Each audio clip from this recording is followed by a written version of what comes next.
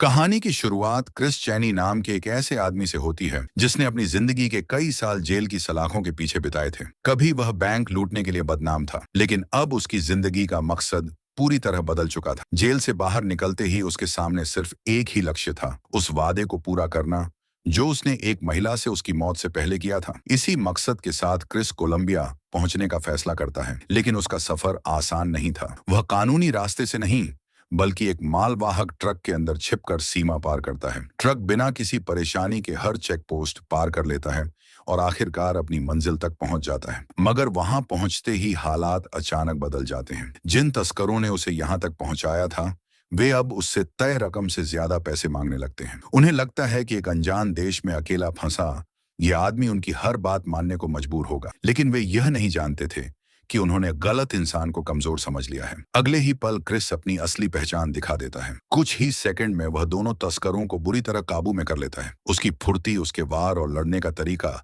साफ बता देता है कि वह कोई साधारण आदमी नहीं है। उनसे छुटकारा पाने के बाद वह बिना समय गंवाए अपने असली मिशन की ओर बढ़ जाता है। कोलंबिया पहुंचने के बाद उसका पहला पड़ाव एक कब्र होती है। ये उसी महिला की कब्र थी जिससे वह कभी बेहद प्यार करता था। क्रिस कुछ देर तक खामोशी से वहां खड़ा रहता है। उसके चेहरे पर दर्द भी था और एक मजबूत इरादा भी। ऐसा लग रहा था मानो वह खुद से दोबारा वादा कर रहा हो कि चाहे कुछ भी हो जाए वह अपनी बात से पीछे नहीं हटेगा। इसके बाद क्रिस एक आलीशान हवेली के आसपास दिखाई देता है, जहां वह चुपचाप एलिसा नाम की एक लड़की पर नजर रखना शुरू कर देता है। एलिसा कोई साधारण लड़की नहीं थी, वह विसेंटे की बेटी थी, जो कोलंबिया के सबसे ताकतवर और खतरनाक कार्टेल सरगनाओं में से एक माना जाता था। सालों से उसने अपराध की दुनिया में अपना ऐसा साम्राज्य खड़ा किया था जिससे उसके दुश्मनों की कोई कमी नहीं थी। लेकिन उसकी बेरहम और खौफनाक छवि के पीछे एक ऐसा राज भी छिपा था जिसके बारे में बहुत कम लोग जानते थे। एलिसा की नजरों में उसका पिता विसेंटे कोई खतरनाक अपराधी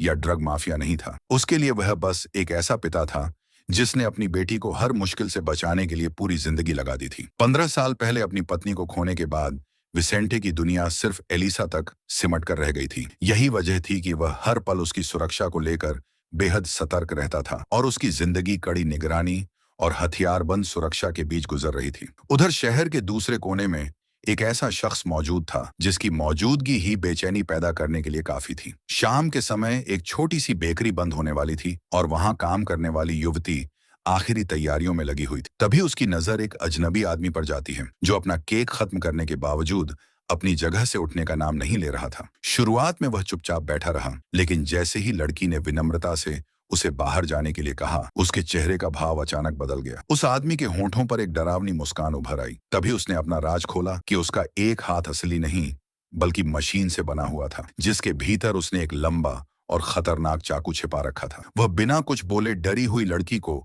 फिर से केक खाने के लिए मजबूर करता है और हथियार दिखाकर उसे धमकाने लगता है। उसके चेहरे पर साफ दिखाई दे रहा था कि वह सामने वाले के डर का मजा ले रहा है। तभी किस्मत से एक महिला पुलिस अधिकारी बेकरी के अंदर दाखिल होती है। हालात को समझते ही वह तुरंत अपनी बंदूक निकालती है और उस अजनबी को वहां से चले जाने का आदेश देती है। हैरानी की बात यह थी कि वह बिना किसी विरोध के चुपचाप वहां से निकल जाता है, मानो कुछ हुआ ही ना हो। लड़की की हालत देखकर पुलिस अधिकारी उसे घर छोड़ने की पेशकश करती है, लेकिन दोनों को इस बात का जरा भी अंदाजा नहीं था कि खतरा अभी खत्म नहीं हुआ है। जैसे ही वे दोनों गाड़ी में बैठती हैं, अचानक पीछे की सीट से वही रहस्यमयी आदमी सामने आ जाता है। वह पूरे समय वहीं छिपा हुआ था। इससे पहले कि दोनों कुछ समझ पाती, वह बेरहमी से उनकी हत्या कर देता है। यही इंसान कोर्वो के नाम से जाना जाता था। वह सिर्फ एक सुपारी किलर नहीं बल्कि ऐसा दरिंदा था जिसे अपने शिकार को मारने से पहले उन्हें तड़पाने और डराने में अजीब तरह का आनंद मिलता था। अगली सुबह एलिसा हमेशा की तरह स्कूल जाने के लिए निकलती है। उसके साथ विसेंटे के सबसे भरोसेमंद और कुशल बॉडीगार्ड मौजूद थे, क्योंकि उसका पिता जानता था कि एक छोटी सी लापरवाही भी उसकी बेटी की जान पर भारी पड़ सकती है। रास्ते में जब उनकी गाड़ी एक सिग्नल पर रुकती है, तभी एक फटेहाल दिखने वाला आदमी उनके पास आकर कुछ पैसे मांगने लगता है। बॉडीगार्ड उसकी तरफ ध्यान तक नहीं देते, लेकिन अनदेखा किए जाने पर वह आदमी अचानक गुस्से में गाड़ी के शीशे पर वार करता है और उसे तोड़ देता है। दोनों सुरक्षा कर्मियों को लगता है कि वह कोई आम भिखारी है जिसे सबक सिखाना जरूरी है, लेकिन अगले ही पल उन्हें अपनी सबसे बड़ी गलती का एहसास होता है। वह आदमी कोई और नहीं बल्कि क्रिस चैनी था। कुछ ही सेकंड में वह अपनी हैरत अंगेज ताकत और सटीक हमलों से दोनों बॉडीगार्ड्स को जमीन पर गिरा देता है। रास्ता साफ होते ही वह एलिसा के पीछे दौड़ पड़ता है और उसके भागने से पहले ही उसे अपने कब्जे में ले लेता है। इसी के साथ शुरू होती है एक ऐसी तलाश जो देखते ही देखते पूरे देश का सबसे बड़ा मामला बन जाती है। एलिसा के अपहरण की खबर कुछ ही मिनटों में विसेंटे तक पहुंच जाती है। यह सुनकर कि एक अकेला आदमी उसके सबसे बेहतरीन सुरक्षा कर्मियों को हराकर उसकी बेटी को ले गया, उसका गुस्सा बेकाबू हो उठता है। वह अपनी नाकामी का सारा गुस्सा उन गार्ड्स पर उतारता है जो इस हमले में बच गए थे। विसेंटे की दुनिया में असफलता के लिए कोई जगह नहीं थी, खासकर तब जब बात एलिसा की हो। थोड़ी देर बाद खुद को संभालने के बाद वह अपने पूरे अपराध साम्राज्य को हरकत में आने का आदेश देता है। अपहरण करने वाले के सिर पर भारी इनाम घोषित कर दिया जाता है और साफ कर दिया जाता है कि खर्च की कोई सीमा नहीं होगी। उसकी एक ही शर्त थी, एलिसा उसे हर हाल में जिंदा और सुरक्षित वापस चाहिए। उधर क्रिस शहर से दूर एक सुनसान जंगल में पहुंचता है और गाड़ी रोक देता है। वह एलिसा को बाहर निकालता है, लेकिन आजाद होते ही लड़की पूरी ताकत से भागने की कोशिश करती है। उसे पूरा यकीन था कि यह आदमी उसे नुकसान पहुंचाने वाला है, लेकिन यहाँ कहानी अचानक एक अलग मोड़ ले लेती है। क्रिस उसके पीछे भागता जरूर है, लेकिन उसे पकड़ने के बाद उसके साथ जरा भी हिंसा नहीं करता। इसके बजाय वह शांत स्वर में बताता है कि वह उसकी मां को बहुत अच्छी तरह जानता था और कभी दोनों बेहद करीबी दोस्त हुआ करते थे। वह दावा करता है कि मरने से पहले उसकी मां ने उससे वादा लिया था कि वह एक दिन एलिसा को इस खूनी और खतरनाक दुनिया से दूर ले जाएगा, क्योंकि उसे डर था कि कार्टेल की यह जिंदगी एक दिन उसकी बेटी को भी निगल जाएगी। लेकिन एलिसा उसकी बातों पर भरोसा करने के लिए तैयार नहीं होती। उसके लिए यह सब सिर्फ एक झूठी कहानी थी, जिसे सुनाकर वह उसका विश्वास जीतना चाहता था। वह अब भी क्रिस को एक खतरनाक अपराधी ही मान रही थी। शायद इसी भरोसे को जीतने के लिए क्रिस एक बेहद जोखिम भरा कदम उठाता है। वह अपनी बंदूक निकालकर खुद ही एलिसा के हाथ में दे देता है, लेकिन उसका यह फैसला तुरंत उसके खिलाफ चला जाता है। लड़की बिना एक पल गंवाए बंदूक उसकी तरफ तान देती है और उसे आदेश देती है कि वह तुरंत उसे उसके पिता के पास वापस ले चले। क्रिस बिना घबराए गाड़ी की तरफ लौट जाता है और सफर दोबारा शुरू कर देता है। दूसरी तरफ एलिसा को लगने लगता है कि अब हालात उसके काबू में हैं। मौका मिलते ही वह ट्रिगर दबाकर क्रिस को पीछे से गोली मारने की कोशिश करती है, लेकिन अगले ही पल बंदूक से सिर्फ एक सूखी सी आवाज निकलती है, क्लिक, और उसे समझ आ जाता है कि बंदूक में एक भी गोली नहीं थी। बंदूक से गोली न चलने की वजह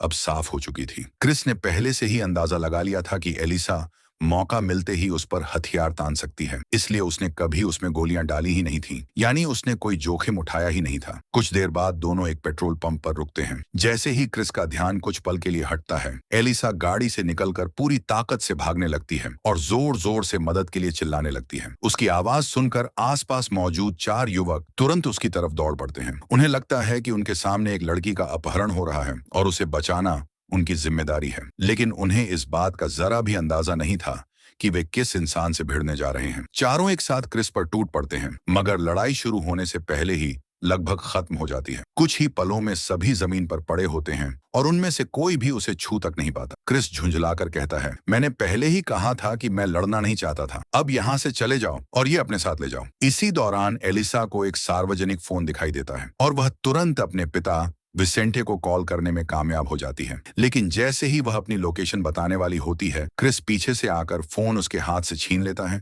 और कॉल खत्म कर देता है। इस बार वह कोई खतरा मोल नहीं लेना चाहता था, इसलिए वह एलिसा के हाथ बांध देता है ताकि वह दोबारा भागने की कोशिश न कर सके। सफर आगे बढ़ता रहता है, लेकिन रास्ते भर एलिसा उसे अपराधी, झूठा और अपहरणकर्ता कहकर कोसती रहती है। आखिरकार क्रिस फैसला करता है कि अब सच छिपाने का कोई फायदा नहीं है। वह एलिसा को बताता है कि वह उसकी मां का सिर्फ दोस्त नहीं था, सच तो यह है कि वह उसका असली पिता है। क्रिस के मुताबिक कई साल पहले वह और उसकी मां एक दूसरे से प्यार करते थे, लेकिन एक अपराध के कारण उसे जेल जाना पड़ा और उसकी पूरी जिंदगी बदल गई। जेल की सलाखों के पीछे रहते हुए वह न तो अपनी प्रेमिका से मिल पाया और न ही उस बेटी से जिसके अस्तित्व के बारे में उसे बाद में पता चला। यह सुनकर एलिसा के पैरों तले जमीन खिसक जाती है। उसने पूरी जिंदगी विसेंटे को अपना जैविक पिता माना था। ऐसे में उसके लिए यह स्वीकार करना लगभग नामुमकिन था कि सामने बैठा यह अजनबी सच बोल रहा है। उधर हवेली में विसेंटे की बेचैनी हर गुजरते मिनट के साथ बढ़ती जा रही थी। उसे महसूस हो रहा था कि समय उसके हाथों से फिसल रहा है। वह तुरंत क्रिस के सिर पर रखी इनामी रकम दोगुनी कर देता है और अपने पूरे नेटवर्क को उसे ढूंढने में लगा देता है। लेकिन उसे इस बात का बिल्कुल अंदाजा नहीं था कि उसके सबसे करीब खड़ा इंसान ही उसके खिलाफ खेल खेल रहा है। उसका सबसे भरोसेमंद आदमी निक चुपके से कोर्वो को फोन करता है और उसे बताता है कि इनाम अब पहले से कहीं ज्यादा बड़ा हो चुका है और विसेंटे की बेटी इस वक्त पूरे देश की सबसे कीमती तलाश बन चुकी है। निक आखिर चाहता क्या है, यह अभी भी रहस्य बना हुआ था, लेकिन इतना साफ था कि वह पर्दे के पीछे कोई बड़ा खेल खेल रहा था। इधर क्रिस और एलिसा सफर के दौरान एक छोटे से सड़क किनारे बने रेस्टोरेंट पर रुकते हैं ताकि कुछ खा सकें। उन्हें नहीं पता था कि यही जगह कुछ ही देर में युद्ध का मैदान बनने वाली है। खाना आने का इंतजार करते हुए पहली बार दोनों के बीच का तनाव थोड़ा कम होता है। इसी मौके का फायदा उठाकर एलिसा अपनी माँ के बारे में सवाल पूछती है। क्रिस पुरानी यादों में खो जाता है। वह उसे उन दिनों के बारे में बताता है जब उसकी माँ उसकी जिंदगी का सबसे खूबसूरत हिस्सा हुआ करती थी। वह उन खुशियों को याद करता है जो उन्होंने साथ बिताई थी, लेकिन फिर वह ऐसा सच बताता है जो एलिसा के लिए सुनना और भी मुश्किल था। क्रिस का दावा था कि उसकी माँ की मौत कोई हादसा नहीं थी। उसके मुताबिक उसकी हत्या की गई थी और इस हत्या के पीछे विसेंटे के लोग थे। एलिसा यह सुनते ही भड़क उठती है। उसके लिए विसेंटे हमेशा एक आदर्श पिता रहा था जिसने उसे हर मुश्किल से बचाया था। ऐसे में वह यह मानने को तैयार ही नहीं थी कि वही आदमी उसकी माँ की मौत का जिम्मेदार हो सकता है। लेकिन इससे पहले कि बातचीत आगे बढ़ती, अचानक रेस्टोरेंट के दरवाजे खुलते हैं और हथियारों से लैस कई लोग अंदर घुस आते हैं। वे विसेंटे के भेजे हुए शूटर थे। बिना कोई चेतावनी दिए वे गोलियां बरसाना शुरू कर देते हैं और सीधे क्रिस को निशाना बनाते हैं। क्रिस एक बार फिर साबित कर देता है कि उसे भिड़ना आसान नहीं है। वह कई हमलावरों को अकेले ही रोक देता है, लेकिन दुश्मनों की संख्या लगातार बढ़ती जा रही थी। इसी अफरा तफरी का फायदा उठाकर कुछ लोग एलिसा को जबरदस्ती वहां से उठा ले जाते हैं और उसे एक दूसरे गैंग के अड्डे पर ले जाते हैं। गैंग का सरगना खुद को बेहद खुशकिस्मत समझता है। उसे लगता है कि बिना ज्यादा मेहनत के उसके हाथ करोड़ों का इनाम लग गया है। वह तुरंत विसेंटे से संपर्क करता है और सबूत के तौर पर एलिसा की बात भी उससे करवाता है। लेकिन जैसे ही एलिसा अपने पिता की आवाज सुनती है, उसके मन में उठ रहे सवाल बाहर आ जाते हैं। वह सीधे पूछ बैठती है, क्या यह सच है कि मेरी माँ की मौत के पीछे तुम्हारा हाथ था? ये सवाल सुनकर विसेंटे पूरी तरह सन्न रह जाता है। जैसे ही उसे पता चलता है कि यह बात क्रिस ने बताई है, वह कुछ पल के लिए बिल्कुल खामोश हो जाता है, लेकिन जवाब देने का मौका उसे भी नहीं मिलता। अचानक इमारत के दरवाजे जोरदार धमाके के साथ टूट जाते हैं। कोर्वो वहां पहुंच चुका था। उसके अंदर कदम रखते ही पूरा माहौल बदल जाता है। वह किसी इंसान की तरह नहीं, बल्कि मौत के तूफान की तरह आगे बढ़ता है। उसके लिए न दोस्त मायने रखते थे और न दुश्मन। जो भी उसके रास्ते में आता, कुछ ही सेकंड में जमीन पर गिर जाता। कुछ ही पलों में पूरा ठिकाना लाशों से भर जाता है। इसी अराजकता का फायदा उठाकर एलिसा खुद को छुड़ाने में कामयाब हो जाती है। भागते हुए उसे जमीन पर पड़ी एक बंदूक मिल जाती है और वह बिना देर किए कोर्वो पर कई गोलियां चला देती है। लेकिन उसका यह प्रयास सिर्फ कुछ सेकंड के लिए उस दरिंदे की रफ्तार धीमी कर पाता है। ठीक उसी वक्त जब हालात पूरी तरह हाथ से निकलते दिख रहे थे, क्रिस वहां पहुंच जाता है। बिना एक पल गंवाए वह सीधे कोर्वो के सामने खड़ा हो जाता है। इसके बाद जो शुरू होता है वह किसी आम लड़ाई से कहीं बढ़कर था। ये दो ऐसे लोगों की भिड़ंत थी जिनके हर वार में सालों का अनुभव और मौत जैसी खामोशी छिपी हुई थी। कोर्वो अपनी धातु की कृत्रिम भुजा के अंदर छिपे विशाल चाकू को बाहर निकालता है, जबकि दूसरी तरफ क्रिस अपने अनुभव और कौशल के सहारे उसका सामना करता है। दोनों के बीच वार और पलटवार इतनी तेजी से होते हैं कि आंखें उनका पीछा तक नहीं कर पाती। हर टक्कर यह साबित कर रही थी कि सामने खड़ा कोई साधारण दुश्मन नहीं है। लेकिन इस लड़ाई के दौरान एक बात बेहद अजीब थी। कोर्वो बार बार क्रिस को छोड़कर एलिसा तक पहुंचने की कोशिश कर रहा था। ऐसा लग रहा था मानो उसका असली निशाना क्रिस नहीं बल्कि एलिसा हो। हर मौका मिलते ही वह उसकी तरफ बढ़ने की कोशिश करता और क्रिस किसी तरह उसे रोकने में जुटा रहता। धीरे धीरे हालात क्रिस के खिलाफ जाने लगते हैं। कोर्वो की रफ्तार, उसकी ताकत और उसकी बेरहमी उन सभी दुश्मनों से कहीं ज्यादा खतरनाक थी जिनका सामना क्रिस ने अब तक किया था। पहली बार ऐसा लग रहा था कि शायद वह यह लड़ाई हार सकता है। जैसे ही कोर्वो आखिरी और जानलेवा वार करने के लिए आगे बढ़ता है, तभी अचानक एक गाड़ी पूरी रफ्तार से उसकी तरफ आती है और उसे जोरदार टक्कर मार देती है। गाड़ी चला रही थी एलिसा। उसी छोटे से मौके का फायदा उठाकर वह क्रिस को संभालती है और दोनों वहां से निकल भागते हैं, इससे पहले कि कोर्वो दोबारा खड़ा होकर उनका पीछा कर सके। कुछ दूर सुरक्षित पहुंचने के बाद भी एलिसा के मन के सवाल खत्म नहीं होते। वह अब भी यह मानने को तैयार नहीं थी कि विसेंटे वही इंसान हो सकता है जिसकी तस्वीर क्रिस उसके सामने पेश कर रहा था। इस बार वह उससे हर बात का सबूत मांगती है। क्रिस गहरी सांस लेकर अपने अतीत के सबसे दर्दनाक पन्ने खोलना शुरू करता है। वह बताता है कि कई साल पहले वह, एलिसा की माँ और विसेंटे तीनों एक टीम की तरह काम करते थे। वे बड़े बड़े चोरी और डकैती के प्लान को अंजाम देते थे और लगभग हर पल साथ बिताते थे। लेकिन सब कुछ उस दिन बदल गया जब एलिसा की माँ गर्भवती हुई। क्रिस के मुताबिक विसेंटे उससे प्यार करता था और उसे खोने के डर ने उसे अंदर से बदल दिया था। इसी जुनून और जलन में उसने आखिरी बड़ी चोरी की योजना बनाई और फिर उसी के बाद क्रिस को धोखा दे दिया। उसने पूरे अपराध का दोष उसके सिर मढ़ दिया और उसे सालों के लिए जेल भिजवा दिया। क्रिस के जेल जाते ही विसेंटे को वह सब मिल गया जो वह चाहता था, चोरी का पूरा पैसा भी और वह महिला भी जिससे क्रिस प्यार करता था। एलिसा चुपचाप उसकी बातें सुनती रहती है और पहली बार उसे महसूस होने लगता है कि शायद उसके जीवन की कई अनसुलझी बातें अब समझ आने लगी हैं। इसके बाद क्रिस उसकी गर्दन में हमेशा रहने वाले हीरे के लॉकेट की तरफ इशारा करता है। वह बताता है कि यह तोहफा उसी ने उसे तब दिया था जब वह एक छोटी बच्ची थी। उसकी ख्वाहिश थी कि उसकी बेटी भी इन हीरों की तरह मजबूत और अटूट बने। फिर वह अपनी आखिरी मुलाकात को याद करता है जब उसकी माँ उससे जेल में मिलने आई थी। उस दिन उसने बताया था कि विसेंटे के साथ उसकी जिंदगी किसी कैद से कम नहीं रह गई थी। उसने लगातार होने वाले अत्याचार, हर पल की निगरानी और अपने डर के बारे में सब कुछ बताया था। जाने से पहले उसने क्रिस से एक आखिरी वादा लिया था, अगर कभी उसके साथ कुछ हो जाए तो वह एलिसा को उस दुनिया से बाहर निकाल ले जाएगा और उसे एक नई जिंदगी जीने का मौका देगा। यही वह वादा था जिसे निभाने के लिए क्रिस इतने साल बाद वापस लौटा था। उधर विसेंटे उस इमारत तक पहुंचता है जहां कुछ समय पहले खूनी हमला हुआ था, लेकिन वहां उसे अपनी बेटी नहीं बल्कि अपने ही लोगों की लाशें मिलती हैं। जब वह सुरक्षा कैमरों की रिकॉर्डिंग देखता है और कोर्वो का चेहरा सामने आता है तो उसके चेहरे का रंग बदल जाता है। साफ था कि इस आदमी से उसका रिश्ता सिर्फ आज का नहीं बल्कि बहुत पुराने और खतरनाक अतीत से जुड़ा हुआ था। उसी रात क्रिस शहर छोड़ने की तैयारी शुरू कर देता है। उसका इरादा था कि जितनी जल्दी हो सके एलिसा को लेकर कोलंबिया से निकल जाए, इससे पहले कि विसेंटे या कोर्वो फिर से उनका पता लगा लें। लेकिन एलिसा अब भी पूरी तरह उस पर भरोसा करने को तैयार नहीं थी। उसके लिए क्रिस अभी भी एक अजनबी था जिसने अचानक उसकी जिंदगी में आकर सब कुछ बदल दिया था। चाहे वह उसका असली पिता ही क्यों ना हो, वह यह अधिकार उसे देने के लिए तैयार नहीं थी कि वह उसके भविष्य का फैसला करे। इसी बहस के बीच उस गाड़ी का मालिक वहां पहुंच जाता है जिसे क्रिस चुराने की कोशिश कर रहा था। क्रिस उसे डराकर चाबियां लेने की कोशिश करता है, लेकिन उसी पल एलिसा मौके का फायदा उठाती है। वह तेजी से ड्राइविंग सीट पर बैठती है, इंजन स्टार्ट करती है और गाड़ी लेकर वहां से निकल जाती है, जबकि क्रिस उसे रोक भी नहीं पाता। इस बार एलिसा सचमुच भाग निकलती है। उसे अब भी यकीन था कि दुनिया में अगर कोई उसे सुरक्षित रख सकता है तो वह सिर्फ विसेंटे है। कुछ दूर जाकर उसे एक सार्वजनिक फोन दिखाई देता है और वह मदद के लिए कॉल करने की कोशिश करती है, लेकिन तभी एक गाड़ी उसके पास आकर रुकती है।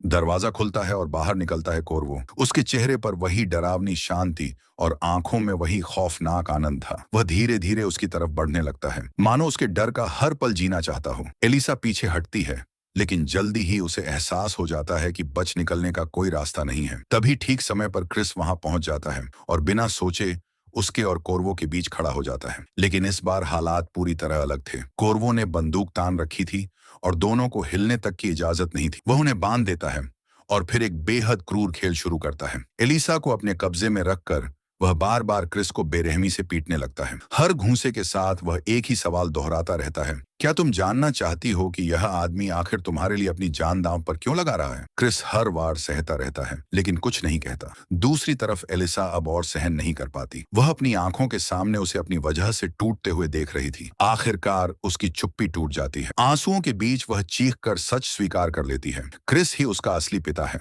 यह सुनते ही पहली बार इस पूरी मुसीबत के दौरान क्रिस के चेहरे पर हल्की सी मुस्कान दिखाई देती है। उस पल उसके लिए ये शब्द किसी जीत से कम नहीं थे, चाहे अगले ही पल उसे कितनी भी मार क्यों न सहनी पड़े। एलिसा के मुंह से सच सुनने के बाद क्रिस के चेहरे पर भले ही मुस्कान आ गई थी, लेकिन कोर्वो के लिए यह सिर्फ एक नए खेल की शुरुआत थी। उसे लोगों के दर्द और बेबसी में आनंद मिलता था। यही वजह थी कि वह क्रिस को लगातार पीटता रहा जब तक कि वह पूरी तरह बेहोश होकर जमीन पर नहीं गिर पड़ा। अगली सुबह विसेंटे अपने कुछ आदमियों के साथ वहां पहुंचता है और सामने का दृश्य देखकर कुछ पल के लिए ठिठक जाता है। एक पेड़ से रस्सी के सहारे लटका हुआ क्रिस मौत और जिंदगी के बीच झूल रहा था। उसके पैरों के नीचे सिर्फ एक पुराना टायर रखा था जो उसे गिरने से बचा रहा था। बस एक छोटी सी चूक और रस्सी उसका दम घोंट देती। अपने पुराने साथी को इस हालत में देखकर विसेंटे के चेहरे पर गुस्सा साफ दिखाई देता है। सालों पहले वह सोच चुका था कि उसकी जिंदगी से क्रिस हमेशा के लिए गायब हो चुका है, लेकिन अब वह फिर उसके सामने खड़ा था। ठंडे स्वर में वह उसे याद दिलाता है कि एलिसा अब उसकी बेटी है और एक पूर्व अपराधी उसके लिए कभी सुरक्षित भविष्य नहीं बना सकता। गुस्से में अंधा होकर वह टायर को लात मार देता है और क्रिस की गर्दन पर फंदा कसने लगता है। लेकिन कुछ ही सेकंड बाद उसे एक कड़वी सच्चाई का एहसास होता है। अगर क्रिस मर गया तो कोर्वो को रोकने वाला कोई नहीं बचेगा और एलिसा हमेशा के लिए उससे दूर हो जाएगी। मजबूरी में ही सही, लेकिन उसे अपने पुराने दुश्मन की जरूरत थी। वह तुरंत अपने लोगों को आदेश देता है और रस्सी काटकर क्रिस की जान बचा ली जाती है। कई सालों की दुश्मनी और नफरत के बावजूद अब दोनों के सामने एक ही लक्ष्य था, एलिसा को बचाना और कोर्वो को हमेशा के लिए खत्म करना। कोर्वो की तलाश में निकलते समय गाड़ी के अंदर अजीब सी खामोशी छाई रहती है। आखिरकार विसेंटे ही चुप्पी तोड़ता है। वह मान लेता है कि क्रिस को धोखा देने वाला वही था और उसी की वजह से उसे जेल जाना पड़ा था। लेकिन एक बात पर वह आज भी अड़ा हुआ था। उसका दावा था कि उसने कभी एलिसा की मां की हत्या का आदेश नहीं दिया। वह यह भी कहता है कि भले ही एलिसा उसकी असली बेटी नहीं थी, लेकिन उसने हमेशा उसे अपनी संतान की तरह प्यार किया और जो कुछ भी किया उसकी सुरक्षा के लिए किया। क्रिस उसके शब्दों पर यकीन करे या नहीं, इसका फैसला वह कर भी नहीं पाता, क्योंकि तभी फोन बज उठता है। दूसरी तरफ कोर्वो था। वह उन्हें बताता है कि एलिसा अभी जिंदा है, लेकिन उसे वापस पाने के लिए दोनों को एक साथ उस जगह आना होगा जिसे उसने चुना है। इसी बातचीत के दौरान एक और चौंकाने वाला सच सामने आता है। कोर्वो खुलासा करता है कि विसेंटे का सबसे भरोसेमंद आदमी निक काफी समय से उसके साथ मिला हुआ था। दोनों मिलकर अंदर ही अंदर पूरे कार्टेल को खत्म करने की तैयारी कर रहे थे। ये सुनते ही विसेंटे का गुस्सा फट पड़ता है। बिना एक पल गंवाए वह अपनी बंदूक निकालता है और सबके सामने निक को गोली मार देता है। सफर आगे बढ़ता है और इसी दौरान विसेंटे आखिरकार कोर्वो के साथ अपने अतीत का सच भी बता देता है। कई साल पहले उसने उसे कार्टेल के लिए काम करने के लिए रखा था। शुरुआत में वह सिर्फ एक काबिल हत्यारा था, लेकिन धीरे धीरे उसकी क्रूरता और खून के लिए उसकी भूख इतनी बढ़ गई कि वह अपने ही लोगों के लिए खतरा बन गया। आखिरकार विसेंटे ने उससे छुटकारा पाने का फैसला किया। उसने कोर्वो को जंजीरों से बांधा और एक विशाल औद्योगिक मशीन में फेंक दिया, यह सोचकर कि वहां से कोई जिंदा वापस नहीं लौट सकता। लेकिन उसने कोर्वो की पागलपन भरी जिद और जीवित रहने की इच्छा को कम आंक लिया था। अपनी जान बचाने के लिए कोर्वो ने अपनी ही कलाई काट डाली और किसी तरह खुद को आजाद कर लिया। उसके बाद उसने लौटकर विसेंटे के कई आदमियों को मौत के घाट उतार दिया और उसी दिन से उसने बदला लेने को अपनी जिंदगी का मकसद बना लिया। अब सालों बाद वह बदला अपने आखिरी पड़ाव पर पहुंच चुका था। आखिरकार वे सभी एक सुनसान और जर्जर फैक्ट्री तक पहुंचते हैं। चारों तरफ फैली खामोशी साफ बता रही थी कि यह जगह किसी जाल से कम नहीं थी। ये समझते हुए कि कोर्वो कहीं से भी उन पर नजर रख सकता है, क्रिस, विसेंटे और उसके बचे हुए दो बॉडीगार्ड अलग अलग दिशाओं में तलाश शुरू कर देते हैं। लेकिन जल्द ही साफ हो जाता है कि कोर्वो उनसे कई कदम आगे चल रहा था। विसेंटे को सबसे पहले कुछ मिलता है, लेकिन वह एलिसा नहीं थी। उसके सामने उसके दोनों गार्ड्स की लाशें पड़ी थीं, जिनकी हालत देखकर ही समझ आ रहा था कि यह काम किसका है। कुछ ही पल बाद कोर्वो उसके सामने आ खड़ा होता है। उसके चेहरे पर वही ठंडी मुस्कान थी, मानो यह सब उसके लिए सिर्फ एक खेल हो। बिना ज्यादा कुछ कहे वह विसेंटे को अपने पीछे आने के लिए मजबूर कर देता है। फैक्ट्री के अंदर पहुंचते ही विसेंटे की दुनिया जैसे रुक जाती है। उसके सामने उसकी सबसे बड़ी डरावनी कल्पना सच बन चुकी थी। एलिसा भारी जंजीरों में जकड़ी हुई एक चलती कन्वेयर बेल्ट पर बंधी थी, जो धीरे धीरे उसे एक विशाल औद्योगिक क्रशर की तरफ ले जा रही थी। वही मशीन जिसमें सालों पहले विसेंटे ने कोर्वो को मारने की कोशिश की थी। लेकिन कोर्वो सिर्फ बदला नहीं लेना चाहता था, वह चाहता था कि विसेंटे वही दर्द महसूस करे जिससे वह खुद गुजरा था। उसने एक काटने वाला औजार विसेंटे के सामने फेंक दिया और उसे एक असंभव फैसला लेने पर मजबूर कर दिया। या तो वह कुछ ही पलों में उन मजबूत जंजीरों को काट दे, या फिर अपनी बेटी का हाथ काटकर उसकी जान बचाने की कोशिश करे। विसेंटे बिना समय गंवाए जंजीरों को तोड़ने की कोशिश करता है, लेकिन जल्दी ही उसे समझ आ जाता है कि वे उसकी ताकत से कहीं ज्यादा मजबूत हैं। दूसरी तरफ कन्वेयर बेल्ट लगातार एलिसा को मौत के करीब ले जा रही थी। जब उसे एहसास होता है कि अब समय खत्म हो चुका है, तब वह एक ऐसा फैसला लेता है जिसकी किसी ने कल्पना भी नहीं की थी। वह तय करता है कि अगर जरूरत पड़ी तो वह खुद उस मशीन के अंदर कूद जाएगा और अपने शरीर से उसके गियर जाम कर देगा, ताकि उसकी बेटी को जिंदा बचने का एक मौका मिल सके। जब विसेंटे अपनी पूरी ताकत लगाकर मशीन को रोकने की कोशिश कर रहा था, उसी दौरान क्रिस आखिरकार कोर्वो के सामने पहुंच जाता है। इस बार न कोई भागने वाला था और न ही कोई बीच में आने वाला। दोनों अच्छी तरह जानते थे कि इस लड़ाई का अंत सिर्फ एक की मौत पर होगा, और इसी के साथ शुरू होती है उनकी आखिरी और सबसे खतरनाक भिड़ंत। दोनों के बीच वार और पलटवार पहले से कहीं ज्यादा बेरहम हो चुके थे। हर हमला जान लेने के इरादे से किया जा रहा था और कोई भी पीछे हटने को तैयार नहीं था। लड़ाई के बीच अचानक